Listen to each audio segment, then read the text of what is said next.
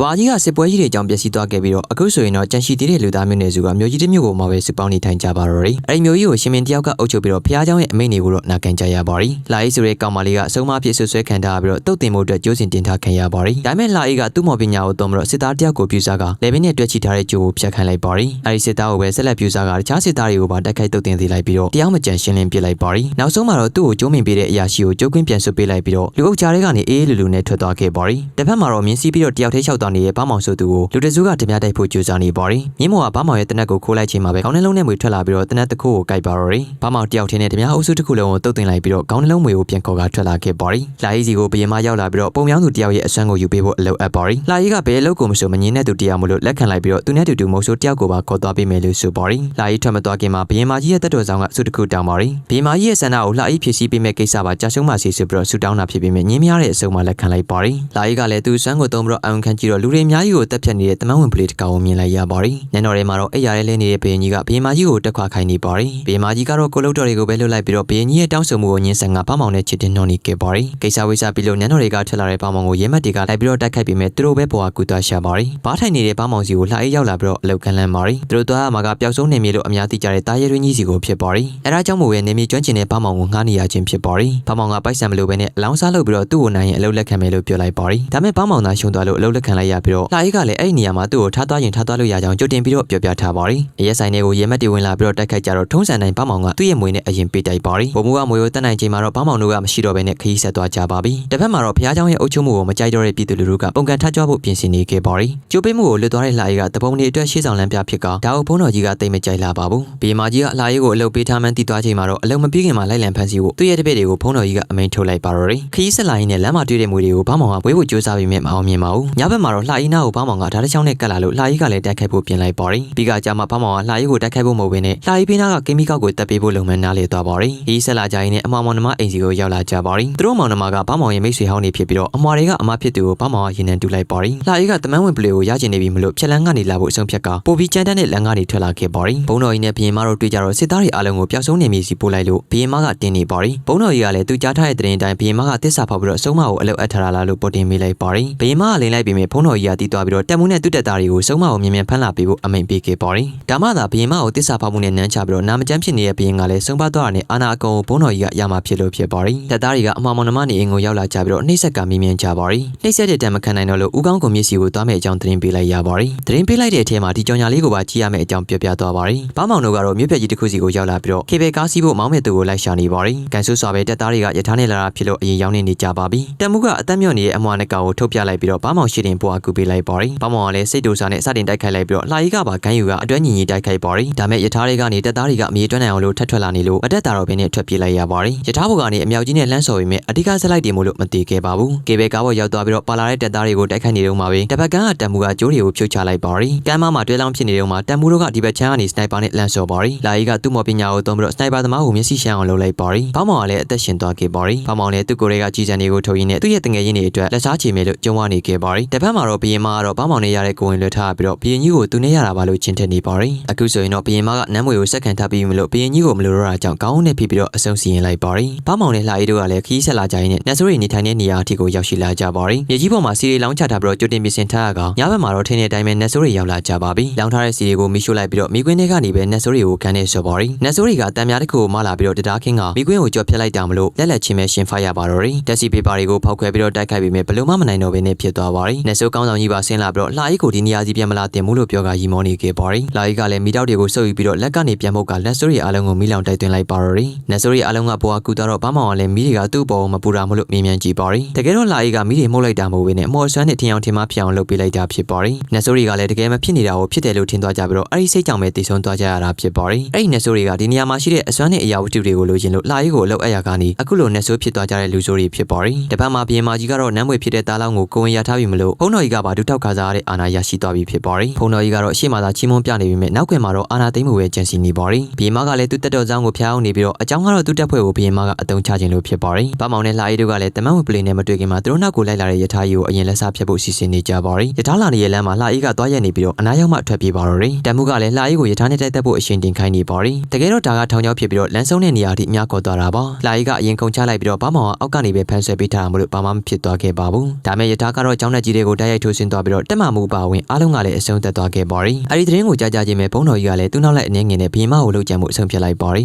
ဒါပေမဲ့ဘီယမတင်တင်ထားတဲ့ကိုရင်တော်နဲ့သူ့အဖွဲ့ကဘုံတော်ကြီးတို့ကိုအရင်ဦးအောင်ဖမ်းလိုက်တာမလို့တမျိုးလုံးမှာအာဏာရှိတာဆိုလို့ဘီယမတူးစာကြန့်ရှိပါတော့ရီအောင်မွဲခံတဲ့အနေနဲ့ဘီယမကကိုဝင်ရှိနေတာတောင်မှကိုရင်တော်နဲ့နှစ်ပါးသွားလိုက်ပါရီဘာမောင်နဲ့လှရီကတော့ဦးကောင်းခွန်မြင့်စီကိုရောက်လာပြီးတော့တမန်ဝင်ပလီရဲ့အစာဖြစ်ထားတဲ့ဦးကောင်းခွန်နေနဲ့လူနေသွားတယ်ဆိုတဲ့ခြေရလက်ရာတွေကိုသာမြင်ရပါရီဘယ်သူမှမရှိတော့တာမလို့ပြန်မှုဖြန့်ဖြနေပေမဲ့လှရီကလက်မခံမနဲ့ဆက်နေဖို့အဆုံးဖြတ်ခဲ့ပါရီညဘက်မှာတော့လှရီကငွေလက်သေးတွေကိုတက်ဆင်နေပြီးတော့ဝင်ပလီကိုတိုက်ခိုက်ဖို့ပြင်ဆင်နေပါရီဘာမောင်ကလည်းလှရီကိုပြန်မှုပြောဆိုနေပြီးတော့လက်ထွက်လာချိန်မှာတော့အရာအလုံးကနောက်ကျသွားခဲ့ပါပြီတကယ်တော့ဘာမောင်ဟာတမန်ဝင်ပလီလူသားဖြစ်ပြီးတော့လက်ပြသွားချိန်မှာတော့ပုံစံပြောင်းသွားခဲ့ပါရီနေရောက်သားတိုက်ခိုက်ကြချိန်မှာတော့လှရီကဘာမောင်ကိုဘလို့မှမရှိနိုင်ပါဘူးငှက်အုပ်ကြီးတွေကိုထင်အောင်ထင်မှားမြင်လာအောင်လို့အမပညာသုံးလိုက်ရပြီးတော့လှရီကတော့ပုံအောင်နေပါရီဝင်ပလီကြီးကလည်းငှက်တွေကိုလိုင်းလံတိုက်ခိုက်နေတုန်းမှာဖွားကနေလှရီကပေါ်လာပြီးတော့ငွေလက်သေးတွေနဲ့ပြန်တိုက်ခိုက်ပါတော့ရီလှရီရဲ့ချောင်းချောင်းတိုက်ခိုက်မှုအောက်မှာတော့ဘာမောင်ကလည်းလူလိမ့်နေအောင်ခံလိုက်ရပါပြီလှရီရဲ့တိုက်ကွက်တီအောက်မှာဘာမောင်လည်းသတိမေ့သွားပြီးတော့နိုးလာတော့လူပုံစံပြောင်းနေပြီဖြစ်ကလှရီကရေတိုင်နေပါရီသတိပြန်လစ်သွားပြီးတော့နိုးလာချိန်မှာတော့ဘာမောင်ကိုချင်းချိုးတွေနဲ့တုံ့နှောင်ထားပါရီဘာမောင်ကလည်းသူ့ကိုလှရီကအတူပါချကာနီမှာဆုတကူတောင်းလိုက်ပါရီဘာမောင်ကလှရီနဲ့တူတူအမြဲတမ်းတစ်သက်လုံးနေသွားခြင်းနဲ့လို့ဆုတောင်းလိုက်တာဖြစ်ပြီးတော့ငင်းမြတဲ့လှရီကလည်းလက်ခံလိုက်ရပါရီအဲ့ဒီချိန်မှာပဲတိန်နေတဲ့ကွယ်နေတဲ့လာမင်းကြီးကပြန်လဲပေါ်ပေါက်လာပြီးမလို့ဘာမောင်ကလည်းဝင်ပလေဖြစ်ပြန်ပြောင်းသွားခဲ့ပါပြီနောက်ရက်မှာတော့လှရီကဘာမောင်ရဲ့အုပ်ကမှာနိုင်လေးကိုတင်ပေးနဲ့ထွက်လာခဲ့ပါရီ